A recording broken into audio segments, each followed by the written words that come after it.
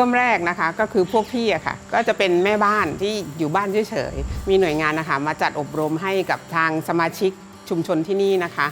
อบรมเรื่องอาชีพอะไรพวกนี้ค่ะก็คือเริ่มจากชิ้นงานผ้าชิ้นเล็กๆอะไรพวกนี้ก็คือจะมีกระเป๋าใส่เหรียญแล้วก็ทำที่ผูกผมที่ห้อยกระเป๋าอะไรแบบนี้ค่ะก็มีคนชมว่าฝีมือใช้ได้นะก็มารวมตัวกันเราเริ่มจากตัวเราเองก่อนก็คืองานที่เราทำดูว่าเราชอบไหมอะไรอย่างเงี้ยค่ะเราชอบน้องๆชอบเราก็สามารถนำออกไปขายได้สิ่งสำคัญที่สุดของกลุ่มเลยนะคะจะต้องมีความรักและก็ภูมิใจในงานที่เราทำเมื่อเราเกิดความภาคภูมิใจนะคะเราก็จะมีความสุขเราก็สามารถส่งต่อความสุขนี้นะคะให้กับผู้รับให้กับชุมชนให้กับสังคมได้อะค่ะ